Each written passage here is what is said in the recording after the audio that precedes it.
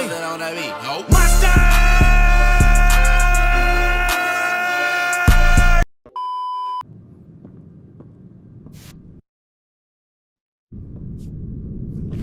I can hear it, but yeah, he sat down. He just teased that it was going to potentially be a decision. He said the second decision coming soon. I couldn't imagine the amount of people that like actually sat there and thought LeBron was going to retire. I couldn't believe people actually thought that. Truly. Well, everyone's on pins and needles across the country. You ready to go, LeBron? Where's the powder? Left it at home. LeBron, fans want to know where you're taking your talents this year. What's your decision? In this fall, man, this is tough. In this fall, I'm going to be taking my...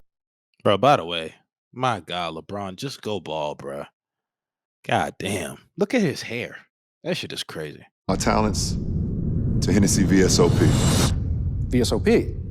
And this was the conclusion you woke up with this morning? That was the conclusion I woke up with this morning. I don't even know if y'all could hear that, but like, just unnecessary. Whatever. But I seen that, right? And out of all people, Stephen A. Smith had stuff to say. Trust me, we're gonna get to the other news about LeBron being injured. But I have to say this because it's getting sad.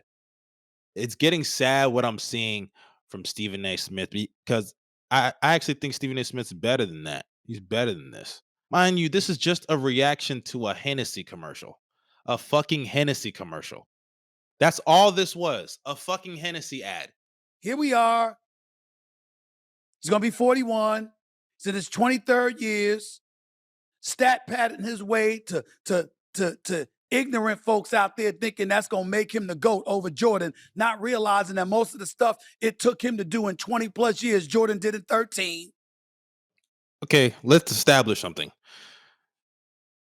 What I'm so confused about when niggas say LeBron is stat padding. How is LeBron stat padding when he's just that good? We are at the stage in LeBron's career where we should understand that it isn't stat padding anymore.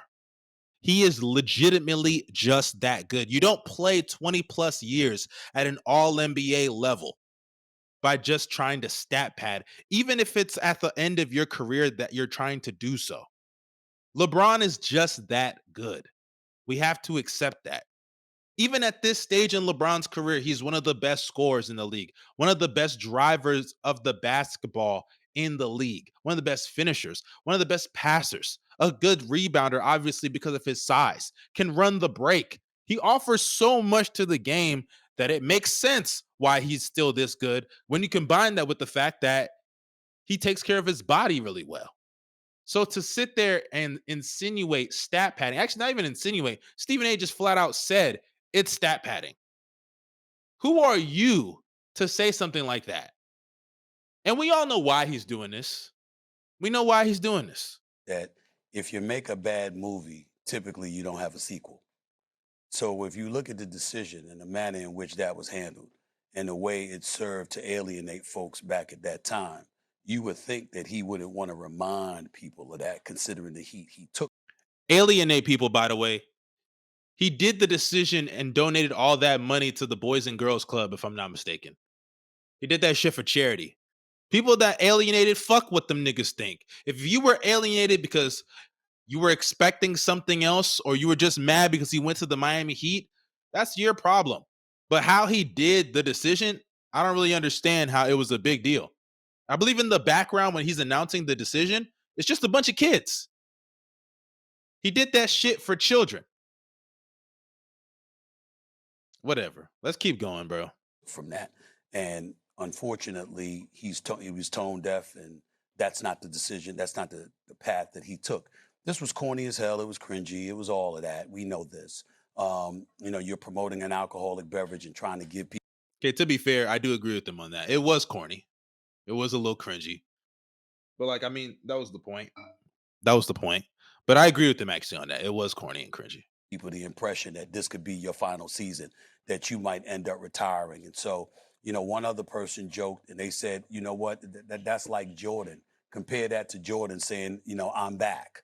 What if he had said, no, I'm teasing you, and then it happened to be a Hanes commercial? I'm so glad he brought up Michael Jordan, because you know what would be even crazier? Just think about, like, let's say Michael Jordan actually did retire, right? And then let's say he came back, right? Let's say he just came back. And then let's say Michael Jordan like retired again. And then let's say Michael Jordan then came back. Wouldn't that be crazy? And then he finally retired. That'd be so wild. That'd be so crazy. What if Michael Jordan did do that? Man. What if it had been something like that? And that's what this was the equivalent of. In the end, I don't understand why the second greatest player who ever lived, a 4-time champion, a 4-time league MVP, one of the greatest players who have ever lived, would stoop to trying to garner attention for himself with something other than trying to win a damn championship. I want to be in Southern California come June. Are Lakers gonna win? Lakers gonna be in the picture. By the way, that little shtick that Stephen A tries to get off about, I want to be in LA when the championship's going on, the playoffs, nigga, that shit is tired. And then also another thing, bruh, why can't niggas multitask? Really, why can't niggas multitask? So because a bro got a Hennessy commercial, and you can judge if he's promoting alcohol, I think that's all fair, especially as a prominent member in the black community, as a public figure. If you want to say all that, that's fine. But who cares if he wants to promote whatever he wants to promote as far as like his basketball career is concerned?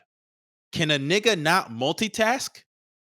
It's like the same shit when I be hearing niggas talk about Angel Reese, and they were like, oh, she's always posting her ass, and she's always posting, thirst traps on social media, and she's never in the gym. First of all, there are gym clips of her. You can just go and find them. And secondly, her Instagram is her social media. If you want to use that to post nice pictures, who gives a fuck? You can multitask. It takes 5 seconds to post something on Instagram. That video shoot he did for Hennessy, that shit a couple hours film, you're done. You're out. Probably even less than a couple hours. Who knows? You feel me? Like, niggas acting like bro taking a couple time out of his day, a little bit of time out of his day. I wouldn't even be shocked if LeBron, this wasn't even his idea for real. This could have just been his team coming up with this shit.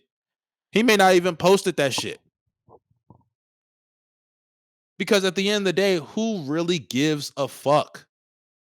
You out here doing this 2-minute rant about this bullshit. It's bullshit. And I'm going to get to the real meat and potatoes of this, but I'm going to let this motherfucker finish, though. I'm going to let this nigga finish. That's what I care about. I don't give a damn about some Hennessy commercial, especially from him. A matter of fact, if you play like garbage at any point in time when it really, really counts, I'm going to think about the Hennessy commercial and wonder if you was drinking something before the game. I mean, that's what's going to have me thinking about. I want to be in Southern California. Oh, my God. I love Oklahoma. Oh. I love Oklahoma Talk City about Thunder. I love the Oklahoma City Thunder. Yo, I don't want to be in Oklahoma City come June. I ain't going to hold you. I don't know any of them niggas on that set. I'm just going to wrap that shit up. Bro, let me say something, man. And I think we have to transition to the truth about Stephen A. Seeing Stephen A become honestly more of like a personal LeBron hater than Skip Bayless these days is pretty sad. And what I mean by that is, whenever Skip would diss LeBron, it never actually felt personal. Right? Because one, we've never seen LeBron and Skip even really acknowledge each other legitimately, as far as like face to face, have a Twitter conversation or some shit. Like we've never seen that. When it came to Skip, it always felt like he was just a troll. It never even felt like he was serious in the shit that he was saying. But with Stephen A. Smith, especially now that we've seen the interaction between those two, whether it was the sideline interaction or like LeBron going on Pat McAfee's show, or Stephen A. just coming out and saying, we don't like each other. Now it makes more sense the tone that he uses with LeBron. And it's so crazy because Stephen A and LeBron had a relationship at some point of some kind. If you go back, I think there's an interview you can find on ESPN of Stephen A interviewing LeBron, I think before the decision, like right before it, not the decision itself, not that interview, but like right before, I think it was before the 2010 playoffs. Somewhere along the way, something obviously happened. And when I see Stephen A, speak with the vitriol in his voice, the tone in his voice, the way it is when he talks about LeBron, when you add the history to it, it's very clear what's going on here. It's very clear what's going on. There's a personal vendetta he has against this man.